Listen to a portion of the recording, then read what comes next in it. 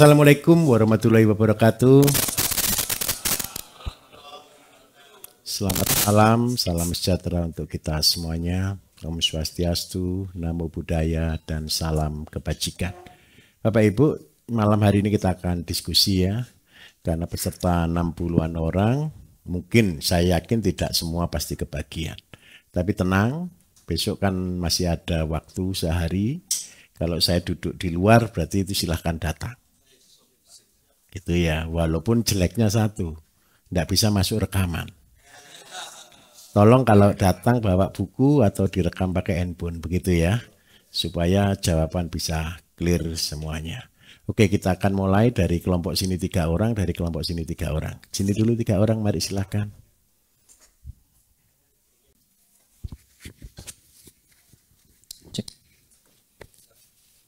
Assalamualaikum warahmatullahi wabarakatuh. Waalaikumsalam warahmatullahi wabarakatuh. Mohon izin Pak Bayu, perkenalkan diri, nama saya Febri Nur Pratama, asal dari Purwakarta, Jawa Barat. Alhamdulillah ya Pak. Sebelumnya saya mau mengucapkan terima kasih dulu kepada Pak Bayu karena sudah melivekan pelatihan-pelatihan Pak Bayu selama ini. Saya adalah salah satu alumni pelatihan online Pak Bayu mungkin. Alhamdulillah. Saya sudah mengikuti YouTube Pak Bayu dari bulan Oktober Pak. Kebetulan sebelumnya saya kerja sebagai anak kandang di Jepang Pak. Semuanya udah teknologi, jadi saya kadang boring Pak kalau lagi kerja. Selama kerja saya selalu mendengarkan YouTube Pak Bayu. Sebentar, anak kandang apa? Ayam petelur Pak. Baik, oke. Nah ini mungkin beberapa pertanyaan mungkin belum dibahas di materi Pak Bayu. Tapi ini pertanyaan akumulasi dari hasil saya kuliah online dari Pak Bayu. Oke. Yang ingin saya pertanyakan. Cukup banyak Pak, tidak apa-apa Pak. Alhamdulillah, mudah-mudahan ingat. Yang pertama tentang POC Pak, yang dari limbah rumah tangga. Kan produknya itu ada 2, yang satu untuk pakan ayam dan satu untuk POC. Nah itu untuk penyimpanan POC tersebut lebih baik ditutup rapat atau dibiarkan begitu saja. Karena saya sudah mencoba kemarin setelah pulang dari sana. Ketika tidak saya tutup rapat itu jadi keluar gas Pak. Betul. Tetapi begitu saya tutup, saya buka malah Meletus. Bukan meletus Pak, jadi timbul belatung Pak. Makut. Yang satu lagi itu kan saya buat 2 itu, yang satu saya tutup, yang satu saya buka. Nah yang saya tutup rapat itu malah jadi mengembang seperti mau meletus. Nah yang satu lagi malah ada Makutnya. ada ulatnya itu. Nah itu lebih baik yang mana? Terus untuk kedua, di salah satu YouTube Bapak pernah mengatakan untuk pengolahan sederhana yang POC itu dengan kohe ayam Pak. Di salah satu YouTube ada yang mengatakan 1:1, kemudian diaerasi atau diaduk setiap hari selama 14 hari. Nah kemudian yang terbaru itu ada lagi, Bapak juga mengatakan bahwa ada lagi cara yang lain yang seperti pembuatan kuteja itu Pak. Betul. Yang 20% dan 80%. Nah itu lebih bagus yang mana Pak? Kalau menurut saya caranya kan sama gitu, cuma hanya komposisinya saja yang beda. Kemudian selanjutnya untuk liter ayam Pak. Di tempat saya itu tidak ada peternak kambing dan sapi Pak.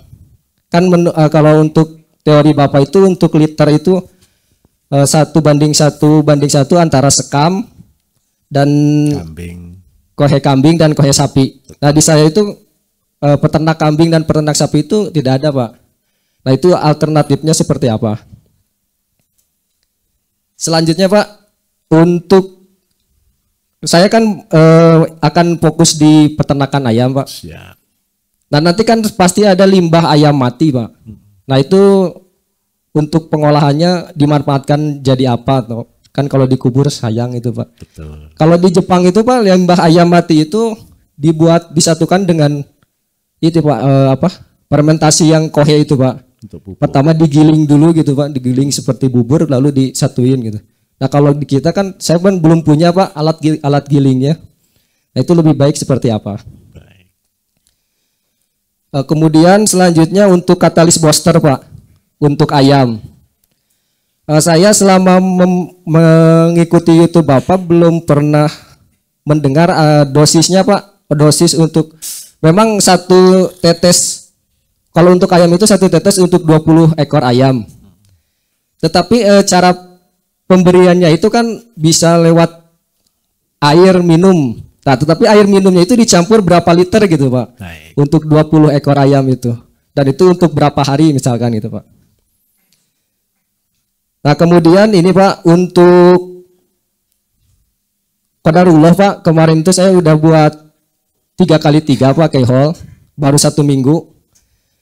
Terus ada teman saya yang dari beliau itu ini apa pengepul di pasar induk, order ke saya gitu, minta kerjasama, katanya permintaannya per hari 1 ton Pak. Minta apa? Minta sayuran antara kangkung, bayam dan sosin, kaisim. Per hari mintanya 1 ton.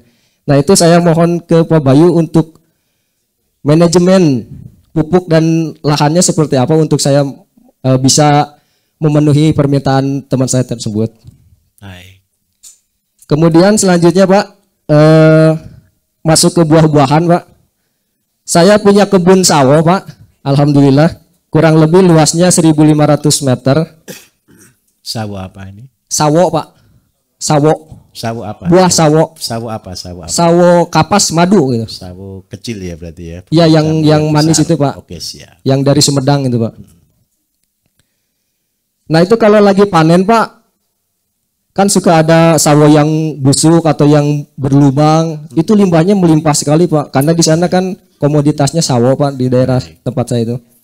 Nah itu bisa dimanfaatkan untuk apa? Apakah untuk KCL, apakah untuk pakan ternak, dan cara pembuatannya seperti apa? Kemudian yang terakhir Pak, saya ada permintaan juga dari teman Pak, dari teman yang dari Jepang. Mereka minta unagi Pak. Unagi ya. Unagi ikan sidat kalau di sini Pak, seperti dan lele Pak. Nah saya selama ini kan belum ada pembahasan tentang budidaya ikan sidat Pak. Baik. Entah ada atau belum, saya belum pernah dengar gitu Pak dari Bapak. Nah, mohon untuk cara budidaya atau aqua farmingnya seperti apa? Berapa harga unagi di sana? Harga unagi itu kalau dari petani kurang lebih berapa jutaan gitu Pak ya? Saya kurang tahu Pak, belum. Juta ya? Pak. Baik. Karena harga ininya itu harga produk jadinya aja sangat mahal, apa paling mahal. Baik. Mungkin itu dulu Pak. Siap. Terima kasih banyak. Assalamualaikum warahmatullahi wabarakatuh. Waalaikumsalam. Kalau saya kelas diskusi ini Bapak Ibu perlu konsentrasi tinggi. Ini kayak disertasi terus lupa. Baik, saya jawab dulu dari POC.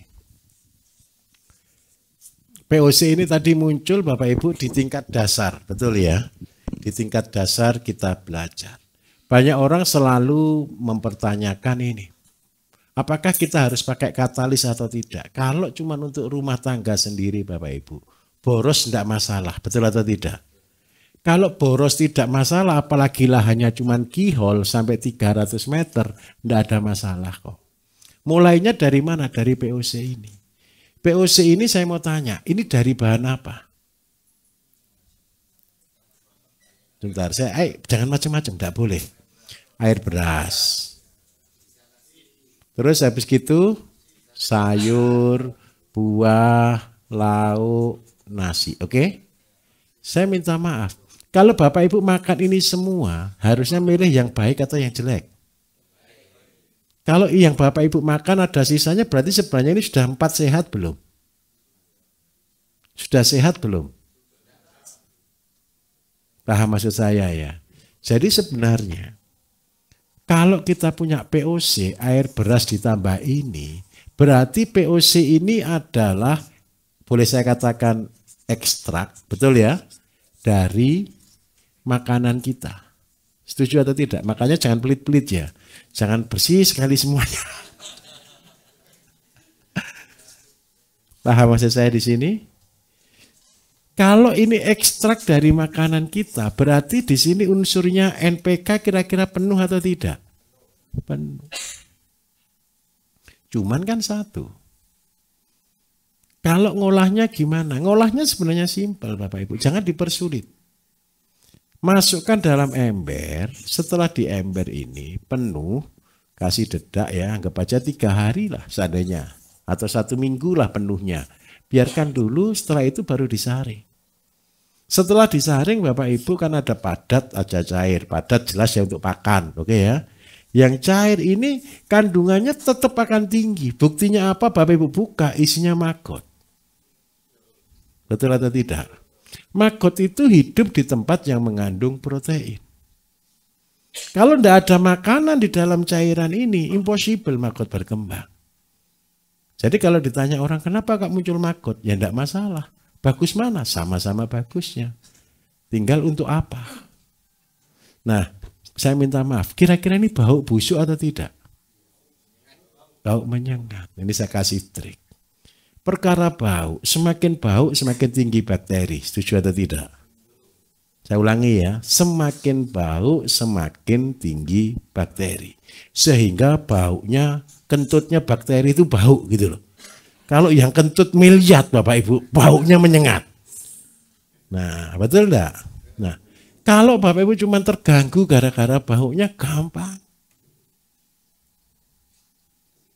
Kasih dedak di atasnya, tutupi sekitar 2 genggam, 3 genggam Bapak Ibu, bau langsung hilang, selesai semuanya. Kenapa kok hilang semua? Semua bakteri makan dedaknya. Tidak sempat kentut. Yang keren satu. Coba ya Bapak, tolong ya besok berteman dengan Mbak Teri ini ya. Ketika sudah dikasih dedak Bapak Ibu, bau langsung hilang. Terus yang keren lagi satu. Lusa 2 hari Bapak Ibu bau berubah jadi harum. Padahal barang busuk. Nah, ada 2 tipe. Kalau Bapak Ibu ini sudah banyak dulu nih, mau didormankan, mau diistirahatkan, masukkan galon, tutup rapat. Resikonya 1, meletus. Kenapa meletus? Karena dia keluar gas. Supaya dia tidak meletus, kasih selang. Masukkan di sini di botol. Supaya dia tetap keluar aktivitas. Terus yang kedua, seandainya tidak mau kasih selang, ya buka tutup sehari 2-3 kali. Tapi bakterinya sudah dorman. Kalau dorman berarti stop di sini. Tetapi kalau Bapak Ibu mau lebih sakti, kasih aerasi. Resikonya 1, karena ini protein yang diaerasi, lemak, karbohidrat, protein, vitamin, dan mineral itu ada di sini, maka pasti timbul kehidupan yang lain. Karena dia berkata, oh ini rumah saya kok. Ini tempat saya berkembang kok. Kelebihannya apa? Bakterinya bisa 10 pangkat 6. Bisa 10 pangkat maksimal di angka 8 lah. Nah, ketika bakteri banyak, ini sama-sama banyak enggak? Tadi di sini banyak tapi disuruh tidur. Berarti sudah banyak. Di sini banyak dan dikembangkan. Semakin tujuannya apa? Begini ceritanya. Kalau Bapak Ibu mupuk, yang kerja orang 1 miliar sama yang kerja orang 10.000, cepat mana nyangkulnya? 1 miliar. Jadi kalau mau dosisnya rendah, gunakan ini. Khasiatnya nyata. Terus yang kedua, kalau ini kita campur dengan kohe ayam, perbandingannya berapa? Tergantung. Kalau yang ini Bapak Ibu dikasih kohe ayam 1:1 ideal. Tetapi kalau yang ini 1 ayam, 10 ini kehabis, langsung habis kotoran ayam itu. Karena dimakan orang 1 miliar. Nah kalau dimakan 1 miliar berarti ini komposisinya harus dirubah. Paham maksud saya? Jadi komposisi ini Bapak Ibu untuk menentukan berapa lama kita akan proses. Berapa hasil yang kita harapkan. Nah, nanti akan mempengaruhi di mana? Kalau seandainya saya pakai 1:1, berarti pengencerannya harus 1:10. Tetapi kalau di sini kita buat dengan oksidasi 20% bahan, 80% air leri, Bapak Ibu, maka yang terjadi pengencerannya lebih sedikit ini. Mungkin 1:1 atau 1:2. Pengencerannya yang berbeda. Tetapi konsentrasi makanan akan berbeda. Ini yang kedua. Bisa dipahami? Oke. Tapi tolong begini ya Bapak Ibu. Besok, Bapak Ibu kan sering bereksperimen. Beli buku ya, kuat beli buku ya. Dicatat. Biar enggak lupa. Jadi tolong belajarlah jadi seorang profesional. Profesional itu Bapak Ibu catatlah apa yang dikerjakan. Cara membuat SOP itu sepele. Karena saya sudah terbiasa membuat pabrik Bapak Ibu. Buat pabrik itu izinnya cuma satu. Catatlah apa yang dikerjakan, kerjakan apa yang sudah dicatat. Cuman itu saja. Paham maksud saya ya? Jadi catat apa yang sudah dikerjakan. Saya buat ini, buat ini, buat ini, buat ini, buat ini, buat ini. Hasilnya seperti apa. Besok kalau buat lagi, tolong jangan berubah.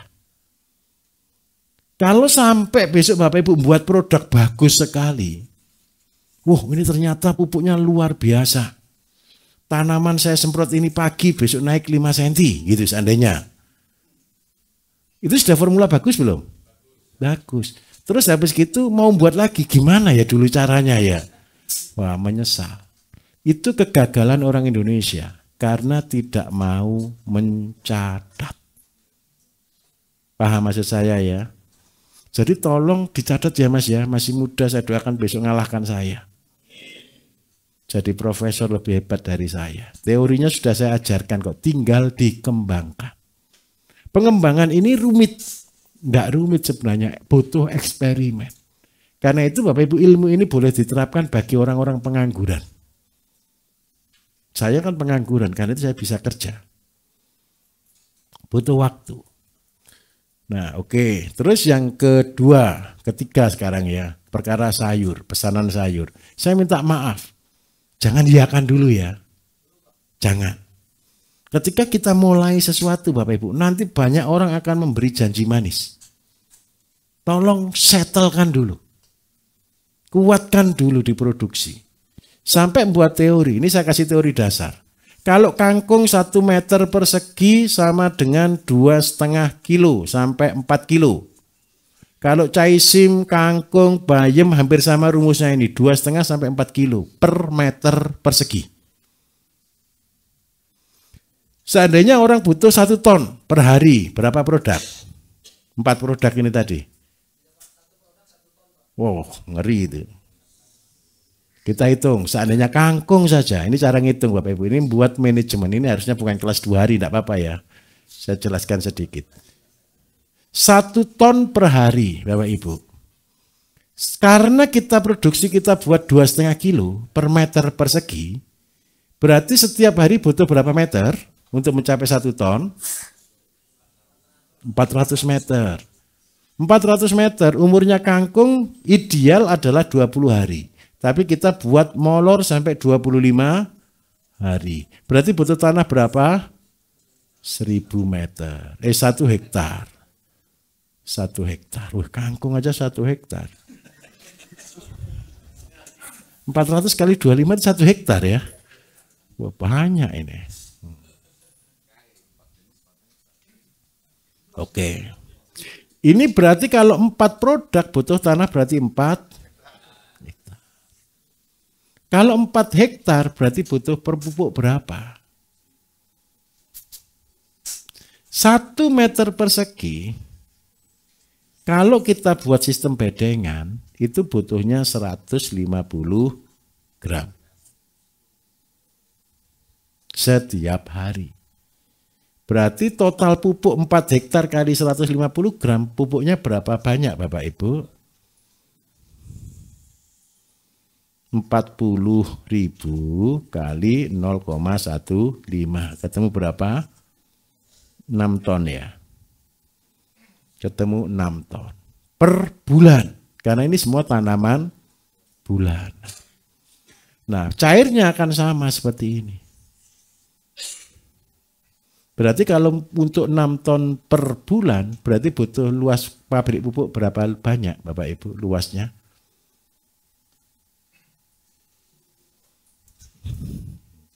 Empat kali 6 itu standar pupuk kami, itu untuk 500 karung sekali proses. Ini untuk 10 hektar, ini rumusnya. Berarti kalau kita butuh cuma 4 hektar, berarti luasnya pabrik pupuknya berapa? 2 kali 3 sudah. Anggap aja 2 kali 4. Ya, ini setengah, ini kali 4 boleh. 3 kali 4, 2 kali 4 boleh lah, tidak masalah. Hampir sama. Jadi kalau masnya mau buat pabrik pupuknya, berarti ukurannya 2 kali 4, 8 meter. 8 meter itu berarti butuh pupuknya berarti 150 sampai 200 karung. 200 karung. Bisa dipahami? Nanti kalau kurang jelas tolong malam dihitung-hitung ya. Apa yang belum jelas karena Bapak Ibu kan cuma sampai besok. Besok waktu ketemu saya, Pak kurang jelas. Gitu ya. Siap ya. Sekarang sawu. Saya di sini aja sawu. Sawu pupuk terbagusnya apa Bapak Ibu?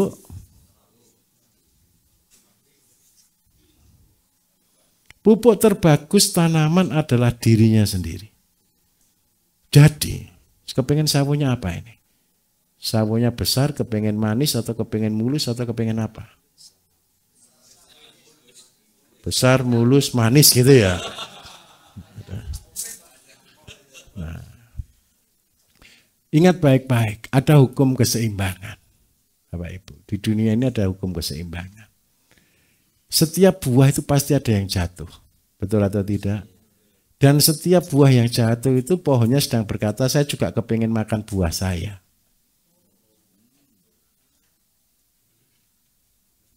Loh iya toh. Dia sedang memupuk dirinya sendiri. Dan semua tanaman itu butuh itu. Tolong jadilah orang yang bijaksana. Ketika ada sawo yang afkir, tolong Bapak Ibu olah. Diolahnya seperti apa? Buat set PT. Tapi bahannya buah. Terus cocoknya untuk apa? Ya untuk sawo itu sendiri. Apakah ini ngandung kalsium atau ngandung apa? Tidak usah dipikir. Pikirkan cuma satu. Ini cocok untuk sawo. Titik sudah. Kandungannya banyak Bapak Ibu. Sawo itu manis. Sawo itu ada kalsiumnya, sawo banyak kaliumnya, getahnya itu juga banyak sebagai antibodinya sawo dan jadi pelindungnya sawo sendiri. Sing paling gampang, satu, kalau sawo paling cocok untuk sawo, titik. Kalau seandainya untuk tanaman lain, Pak, cari tanaman-tanaman lain yang bergetah, yang mirip sama. Supaya apa? Kita tidak salah. Tapi yang kalau kandungan terbesar, kalium, Ca ini tinggi. Sama karena dia manis jadi energi, nanti munculnya dinitrogen. Pasti tinggi. Begitu. Oke. Masih ingat satu lagi, apa lagi tadi? Itu sidat ini ya. Unagi. Apa? Oh, liter ayam. Oh ya. Kalau kita tidak punya kambing dan sapi, bagaimana? Bapak Ibu tahu enggak teori saya buat teori kenapa liter ayam harus dari kotoran sapi dan kotoran kambing Bapak Ibu? Karena yang pertama satu, ayam tidak makan rumput. Ayam tidak bisa mengurai serat. Itu hukum nomor 1. Ayam itu Bapak Ibu seneng makan rumput. Tapi kalau dia buang kotoran, rumputnya akan tetap panjang. Betul atau tidak? Coba nalar sama-sama. Rumput sama jagung kerasa mana? Nah, dinalar sama-sama ya. Jagung itu tidak dikunyah loh. Ditelan langsung loh. Betul atau tidak? Kotorannya besok, hancur ini jagung, tidak ketemu jagung. Warnanya apa kotorannya? Hijau. Jangan berpikir juga jagung nanti di dalam itu tumbuh dulu terus berubah jadi warna hijau dan keluar loh ya. Tidak sempat. Terus yang kedua, kalau dia makan rumput panjang, keluarnya panjang. Nah, artinya apa? Ayam itu punya kelebihan, bisa mengurai biji, tidak bisa mengurai serat. Karena itu saya kombinasi dari kohe sapi plus kambing. Kenapa kok kambing, Pak? Karena kambing bulat, sapi pasta. Loh, sama-sama makan rumput loh. Kenapa kok cetakannya beda? Hebat enggak kambing itu? Makannya rumput, keluarnya bulat-bulat. Betul atau tidak? Dicetak kan? Kalau sapi, makannya sama, keluarnya crot gitu toh. Nah, kenapa saya pilih ini? Kalau enggak ada ini, apa yang harus kita lakukan? Yang kita butuhkan itu namanya bakteri pengurai. Kalau enggak ada, Pak, minta tolong. Datang ke Jagal. Cari yang namanya rumen. Tujuan kita ambil rumen untuk apa? Sebentar lagi kan musim kurban. Nanti simpen itu, hidupkan itu bakterinya. Kalau enggak mau cari kotoran sapi dan kotoran kambing. Ambil bakterinya, rumen ditambah dengan air kelapa. 20-80. Disimpan di situ, semprot berkala. Supaya apa? Bakteri sapi dan bakteri kambing ada di dalam liter. Kenapa ini penting sekali? Ingat baik-baik. Besok ketika Bapak Ibu sudah tanam sayur, saya jamin belum tentu bisa jual sayur. Betul atau tidak? Kalau kalau ayam kita, nanti kita masih makan sayur, padahal ayam tidak bisa ngurai serat, berarti berguna enggak ini makanan sayurnya? Tidak berguna. Ayamnya cuma makan kenyang tapi tidak jadi daging. Supaya dia jadi daging gimana ceritanya? Nah, saya tunjukkan rahasianya. Ayam makan sayur, keluar kohe. Betul atau tidak? Kohe ini ngandung sayur enggak? Kenapa ngandung sayur? Karena dia tidak diserap oleh ayam. Begitu dia kena di liter, tahu liter ya, kotoran apa? Alas kandang ya. Begitu dia sudah di liter, bakterinya ngeroyok ini makanan. Ngeroyok ini sayur. Maka yang muncul nanti munculnya vitamin, mineral, dan enzim. Ini adalah produk yang dihasilkan oleh bakteri. Dan ini dimakan oleh si ayam. Karena itu ayam itu iseng-iseng garuk-garuk itu nyari makanan di dalam tanah. Bukan nyari makanan Bapak Ibu. Dia memenuhi kekurangan tubuhnya apa. Ingat baik-baik loh ya. Semua hewan. Ini saktinya hewan dan kalahnya manusia.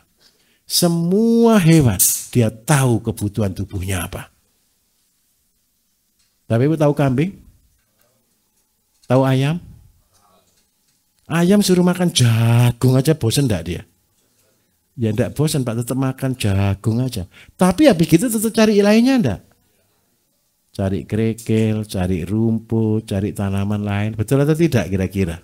Kenapa kok begitu? Dia tahu, wah ini saya kekurangan vitamin C nih. Saya harus cari rumput nih. Wah ini tubuh saya kekurangan yang giling kurang banyak ini. Makan kerikil. Wah ini saya kurang kalsium, telur saya tipis. Dia cari kerang, cari bekecot dan sebagainya. Yang hebat itu satu, sekolah di mana dia dulu?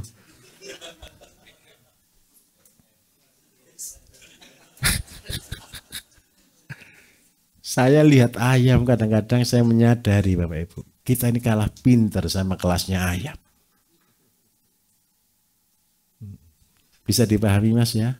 Jadi kalau tidak bisa dapat ini tolong cari rumennya. Secara berkala disemprotkan. Supaya menghilangkan betul-betul tidak bau sama sekali. Semprot dengan pembenah tanah. Oke ini liter. Sekarang kalau ayam mati. Pupuk dulu Bapak Ibu. Zaman primitif dulu. Pupuk itu adalah ikan. Nomor 1. Yang kedua bangkai. Ingat orang tua, kalau ada ternak mati ditanam di mana? Di di bawah pohon. Ngomongnya sebagai apa? Sebagai pupuk. Kenapa kok pupuk terbagus itu adalah binatang? Karena dia unsurnya lengkap. Dagingnya ngandung protein, tulangnya ngandung kalsium, kulitnya juga ngandung kalsium, ngandung magnesium, ngandung banyak vitamin. Makanya mereka gunakan itu sebagai pupuk. Terus, Mas, kalau saya punya ayam bangkai mati, Pak. Tapi saya tidak bisa menghancurkan, gampang. Kalau kita tidak bisa menghancurkan sendiri, Bapak Ibu, ada penghancur yang luar biasa.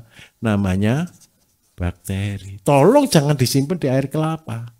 Kalau disimpan di air kelapa, ayam itu disimpan air kelapa 2 tahun masih berupa ayam. Karena dia disimpan dalam cuka. Supaya dia cepat hancur, masukkan kotak, tutup rapat, lupakan. Supaya dia cepat hancur, kasih bakteri. Mau dijadikan apa? Saya mau dia cuma jadi pupuk, Pak. Kasih tanah sedikit. Tanpa kita sadari, 3 bulan Bapak Ibu ini sudah habis. Tinggal tulang. Tulang itu butuh waktu sampai 3 tahun untuk dia betul-betul habis.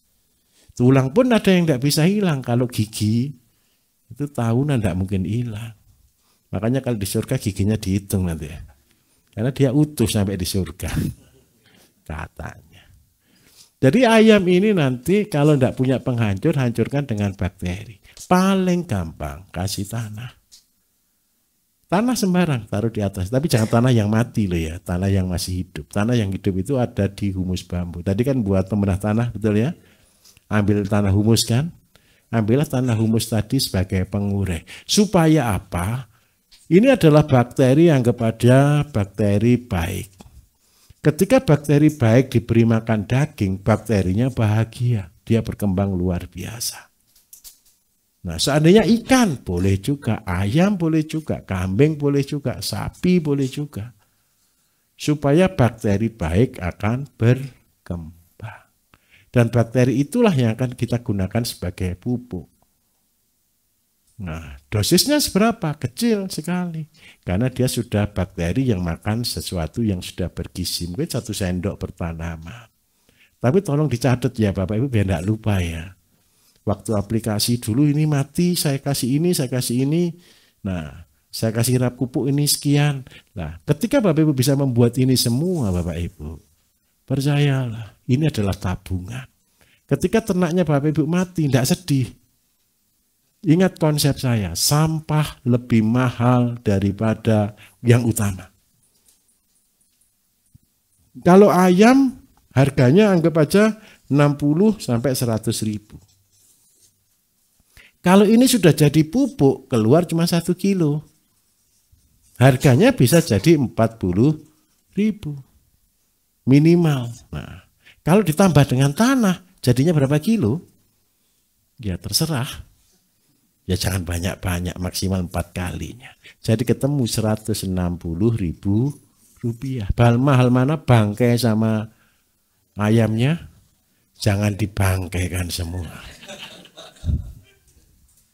Itu untuk kita proses Bapak Ibu. Semua proses kita, sampah lebih mahal daripada yang utama. Jadi konsepnya seperti ini. Nah, terus sekarang saya jelaskan lagi apa tadi? Sidat. Waduh, ini banyak yang kepingin sidat ternyata ini. Oh iya, katalis booster. Katalis booster itu 1 mili untuk 300 kilo. Ini rumusnya. Tolong jangan dirubah. 1 mili sama dengan 20 tetes. Berarti 1 mili itu sama dengan 20 tetes. Jadi, kalau untuk ayam, Bapak Ibu, ayam 300 kilo itu berapa ekor kira-kira? Anggap aja 200, boleh ya? Jadi 1 mili untuk 200 ekor ayam. Nah, berarti 1 tetes ini dibagi dengan 20 sama dengan 10 ekor Mas, bukan 20. 10 ekor ayam. Diberikannya di mana? Bebas. Kalau dikasihkan di air minum pakai dosis tidak? Tidak. Yang penting air itu habis dalam sehari. Itu prinsipnya. Terus ciri utama kalau katalis booster sudah berkembang. Minta maaf ya, besok kalau ayamnya buang kotoran, tangkap langsung, dicium. Bau atau tidak. Kalau kotorannya bau, berarti kurang bereaksi. Kurang bereaksinya apa penyebabnya? Banyak faktor. Paling banyak, airnya harus tidak mengandung klorin. Jadi tolong gunakan air hujan, air sungai itu jauh lebih aman. Bukan air PDAM. Kalau kena PDAM, bakterinya ini mati. Jadi kalau air biasa, Bapak Ibu, saya jamin 100%. Kotoran sapi, kotoran kambing, kotoran ayam, baru keluar, tangkap, cium, tidak bau kotoran. Sudah bau bahan biasa, kompos. Karena itu saya buat katalis booster itu keluar dari ternak langsung jadi pupuk. Itu saya ciptakan gara-gara kelapa sawit itu. Yang tidak dapat solid. Nah, sudah itu berarti tinggal gunagi ya. Baik. Tahu sidat? Sidat itu belut yang bertelinga, gitu ya. Gampangannya apa? Pelus. Ya bahasa sana pelus gitu ya. Oke. Sudah jangan diskusi nama. Nah, sidat Bapak Ibu Indonesia ajalah sidat. Sidat ini goal utama adalah Jepang. Karena apa? Dipakai untuk masakan sushi. Dan yang tidak enaknya sidat satu, harus hidup. Kalau makan mentah itu jauh lebih enak harusnya. Sidat ini. Harganya ngeri. Bisa 2.400.000-an, 2 jutaan lah harganya. Nah, ternak sidat itu Bapak Ibu, sidat itu karena dia belut. Yang kedua, dia itu pemakan ikan, karnivora. Tapi dia juga butuh karbohidrat. Di tempat kita juga sedang menyiapkan sidat Bapak Ibu, ya sama-sama, belum bisa ekspor. Hanya untuk lokal aja kurang. Karena rumah makan Jepang di Indonesia sudah banyak sekali. Nah, terus yang kedua makanannya apa? Ini saya kasih trik makanan. Ini belum pernah saya ajarkan memang ya. 50% jagung, 50% cacing. Jagung giling, jagung halus Bapak Ibu, 50%. Ini protein jagung di antara kasar 14%. Cacing ini bisa di antara kasarnya itu di angka 40 hingga 50%. Cacing apa yang akan paling bagus untuk kita kasihkan ke sidat? Lumbricus bisa, cacing tiger bisa, Afrika bisa, cacing lokal pun bisa. Cacing sutra kemahalan. Terlalu mahal cacing sutra. Cacing tanah biasa saja. Karena besarnya baik. Nah, kapan kita bisa pelihara cacing Bapak Ibu? Kalau kita punya ternak sapi, kambing. Tapi kalau cacing sutra, memang mau pakai cacing sutra, mau mahal sedikit, ternaknya bebek, ternaknya ayam. Nah, ini konsepnya. Kenapa cacing itu penting? Cacing itu Bapak Ibu proteinnya tinggi, tapi dia adalah binatang yang ragus sama dengan maggot. Cacing 1 kilo, makannya 1 kilo sehari. Cacing itu adalah multifikasi terhebat. Ini saya tunjukkan, ini biar sekali-sekali saya ngajari miliarder dari cacing. Loh enak loh cacing itu Bapak Ibu, asal punya pasar. Saya tunjukkan. Seandainya saya hari ini modal 1 kilo cacing. 1 kilo cacing makannya sehari 1 kilo. Seandainya Bapak Ibu, Pak, kalau 1 kilo cuma jadi 1 kilo itu dalam waktu 2 bulan. Jadi bulan pertama saya pelihara 1 kilo. Makannya cuma 1 kilo. Betul atau tidak? Makan sapi 1 aja sudah over makannya. Betul ya? Bulan ketiga Bapak Ibu cacing kita berapa? 3 kilo plus 2. Betul ya? Jadi 1, sudah gampangnya 1 jadi 2 gini aja. Biar tidak rumit nanti. Saya kurangi 1 ini. Terus bulan kelima jadi berapa kilo? 4. Terus berapa? Terus 32. 1, 3, 5, 7, 9, 11. Saya minta maaf. Ketika setelah 11 bulan, cacing 1 kilo tadi bisa makan kohe sapi 1 ekor. Ini sudah pas. Nah. Terus yang berikutnya 32 terus berapa? 128, 256, 512, 1024. 13 terus berapa ini? 15, 17, 19, 21. 2048, 4096. 23, anggap aja 25. 2 tahun, anggap aja di sini 2 tahun. Saya minta maaf, 1 kilo jadi berapa ton? 4 ton. Seandainya saya stop di sini. Sudah banyak atau sedikit seandainya tiap 2 bulan panen 4 ton? Tahu harga cacing standar? Jangan ikut yang umum. Kalau standar saya maksimal harga cacing itu di angka 7.000. Karena apa? Sesuai dengan harga pakan ikan. Kalau seandainya tiap 2 bulan sekali panen 4 ton, kali 7.000, berapa penghasilan Bapak Ibu? 28 juta. Dibagi 2 berapa per bulan? Mau penghasilan 14 juta per bulan tanpa resiko? Modalnya 1 kilo cacing. Pertanyaan terakhir kan satu, jual kemana cacingnya? Betul atau tidak? Itu kan problemnya. Tapi masalahnya Bapak Ibu sudah sekolah di sini loh ya.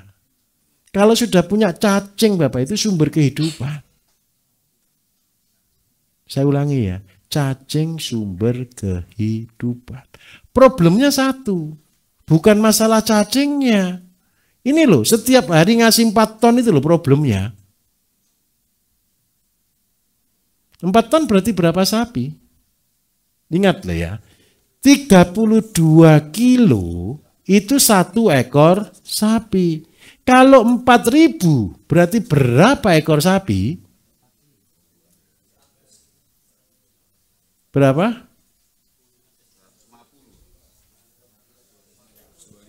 Anggap aja 100 sekian, betul ya? 100 ekor lah, 150 deh paling banyak. Pertanyaannya kan satu Bapak Ibu, sapinya siapa? Bukan, begini loh. Pernah nonton konten YouTube saya terakhir yang saya review pabrik pupuk untuk yang di Ponorogo? Bapak Ibu, kita sedang buat pabrik pupuk di sana, ada limbah yang luar biasa. Satu kecamatan ini ada sapi dulu itu sapinya 15.000. Gara-gara PMK tinggal jadi 10.000. Mungkin sekarang tinggal 8.000-an. Semua peternak sapi ini Bapak Ibu membuang kotorannya ke sungai. Sehingga jadi namanya wabah. Kotoran di mana-mana. Ini sudah polemik nasional. Yang di bawah demo terus ini ke nasional, ke bupati, ke provinsi, karena pencemaran sumber air. Nah, apa yang dilakukan oleh dinas ya enggak tahu Bapak Ibu. Cuma negosiasi, tolong jangan dibuang di sungai, gitu aja toh. Ya namanya petani, kalau pertama enggak dibuang ke sungai, kalau sudah penuh ya mau dibuang kemana? Sungai lagi. Itu cuma dikasih peraturan, boleh buang kotoran di sungai malam hari. Ya, waktu hujan, nah itu kan. Karena itu kita turun ke sana. Kita buatkan pabrik pupuk. Tapi pabrik pupuk kita kapasitas cuma 300 ekor. Yang bisa menghabiskan ratusan ribuan ekor ini apa? Kita buatkan ternak cacing. Daripada itu tidak bermanfaat, dikumpulkan, diambil, diolah. Ya hari ini cacingnya masih harga 40.000. Tapi kalau 40.000 itu tidak fair. Harga fair kita di angka 7.000.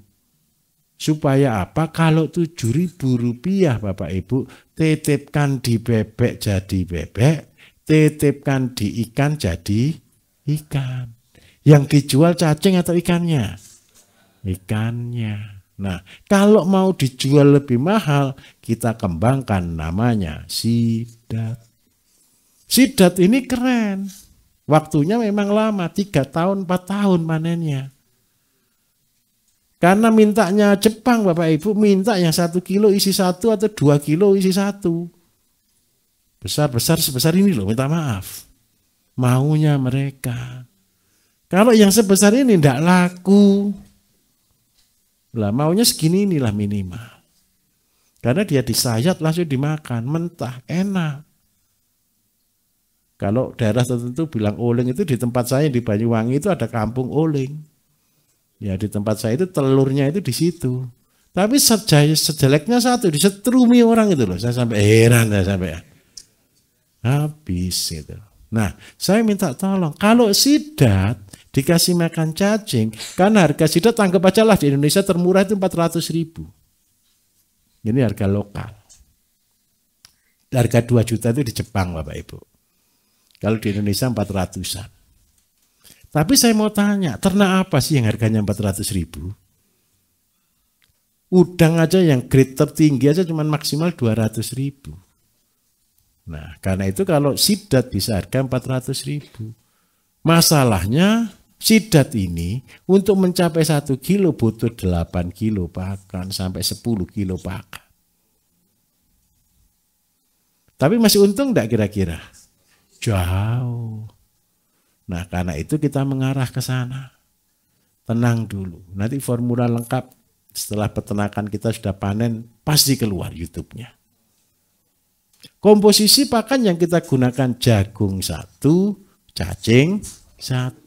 14 ditambah anggap aja di sini 40. Ketemu berapa? 54 dibagi 2 ketemu berapa proteinnya? 27.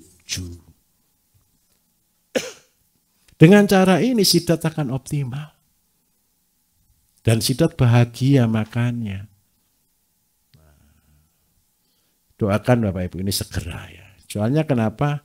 Tinggal nanti kita cari yang pembibitnya. Harusnya sentral bibitnya ini sidat itu dari laut, dia telur di darat, dibesarkan di air payau. Terbaiknya begitu. Nah, saya berharap satu, sidat akan menjadi produk unggulan untuk Indonesia. Panen 1 ton aja ngeri loh Bapak Ibu. Betul atau tidak kira-kira? Ngeri sekali. 1 kilo 1 ekor itu sudah 400.000. Kalau 2 kilo bisa lebih mahal. Nah, tapi syaratnya dijual hidup. Enak kan hidup kan? Nah, syaratnya pelihara cacing. Jadi mau jadi miliarder dari cacing? Wah.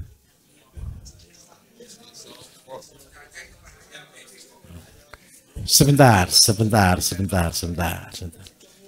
Tolong jangan dikerjakan.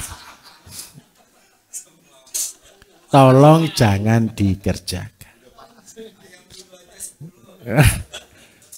Nanti fokus saja. Fokusnya satu, apa yang ada. Nah, jadi kalau sudah punya cacing ini Bapak Ibu, satu, kapan sih kita pelihara cacing? Kalau sudah punya namanya sapi. Ini loh ideal kita cuman. Tadi saya garis bawahi ini Bapak Ibu. Ini idealnya ketika sudah punya sapi 1. Kotoran sapi sebelum ke sawah, sebelum diproses titipkan di cacing. Keluar namanya kascing. Kascing baru diolah berikutnya ke sawah. Kalau dikasih katalis booster, kascing langsung dibawa ke sawah. Jadi tugasnya cacing itu apa?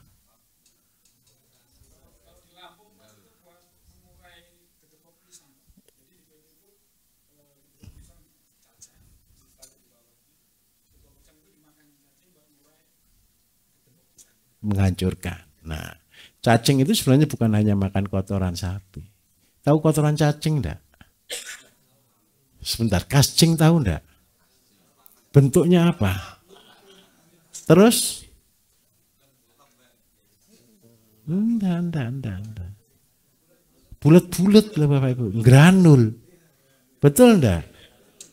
Nah, daripada beli mesin granul lebih baik beli mesin cacing ini. Sebentar. Kita harus pintar jadi orang Bapak Ibu. Coba bayangkan, kotoran sapi bentuknya apa? Dimakan cacing. Jadi apa? Granul, puter gini toh. Tinggal diambil, tinggal disebar ke sana. Saya minta maaf, kotoran cacing itu agak kering atau tidak? Biarkan 1 minggu, 2 minggu nggak dipanen, kering atau tidak? Ya sudah. Jadi kalau ditanya orang, kenapa cacingmu dikasih makan kotoran sapi? Saya lagi jasakan buat granul.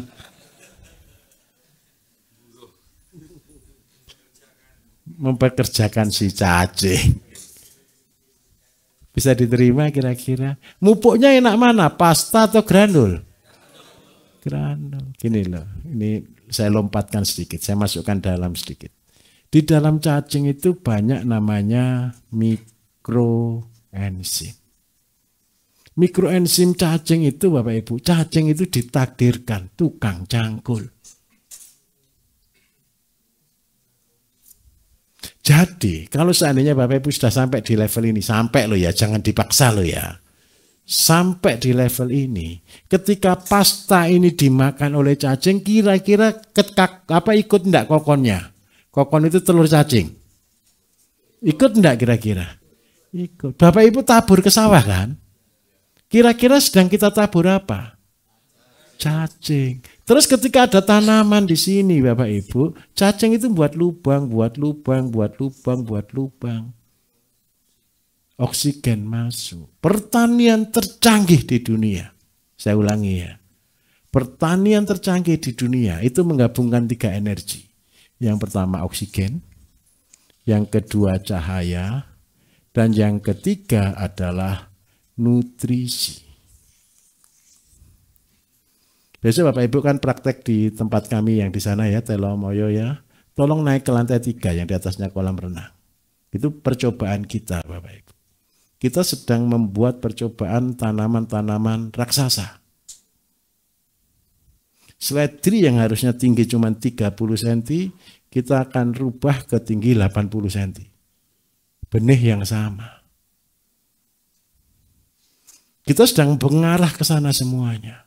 Sayur yang kecil jadi raksasa semua di sana. Apa yang kita tampilkan cuma dikasih cahaya, dikasih oksigen, dan nutrisi. Ini di atas ini yang di rak-rak itu tadi Bapak Ibu, itu gabungan tentang 3 ini. Ke depan kita akan masuk ke dunia canggihnya pertanian. Dan sebenarnya itu primitif. Asalnya dari mana? Dari ini tadi loh. Cacing itu membuat rongga-rongga di tanah. Sehingga udara masuk, air masuk, nutrisi masuk. Cahaya dari atas. Sehingga apa? Tanaman kita pasti luar biasa. Dan ini yang dimimpikan oleh seluruh bangsa di dunia. Karena tidak Indonesia ini Bapak Ibu. Tapi masalahnya satu, tanahnya Bapak Ibu masih ada cacingnya atau tidak? Masih banyak ya, berarti tanahnya subur. Yang di tanah pertaniannya yang di Jawa Bapak Ibu, saya yakin 100%. Nyari cacing satu aja susahnya minta ampun. Betul atau tidak? Yang di tanah pertanian yang isinya padi, saya jamin deh, belut cacing itu sudah hampir musnah. Yang ada cacingnya pasti cuma di tanah kering gitu. Iya, yang tidak pernah digarap kan? Nah sudah, yang sawahnya tidak ada. Ciri utama tanah kita sudah subur, Ciri utama tanah kita sudah pulih Bapak Ibu hanya satu, cacingnya hidup. Kalau Bapak Ibu lihat di semua polybag tempat kami, selalu banyak cacingnya. Tahu kata orang petani sini, wow tanamannya rusak dimakan cacing, bayangkan. Cacing dijadikan korban. Cacing itu tidak makan akar. Cacing itu makan unsur hara. Tugasnya dia buat ini. Dia buat lubang, makan di dalam, buang kotoran di luar, makan di dalam, buang kotoran di luar. Dan itu akan menjadi ekosistem. Dan itulah konsep ke depan. Kita tidak perlu nyangkul Bapak Ibu. Karena kita punya tukang cangkul yang tidak perlu dibayar. Namanya cacing. Loh keren enggak? Ya itu mimpi kita lah. 5 tahun ke depan kita lihat tanah kita subur. Wow banyak tukang cangkulnya gitu loh. Ayo mari dari sini lagi. Oke dari WK Ambas ini. Siap tanya gajah juga boleh.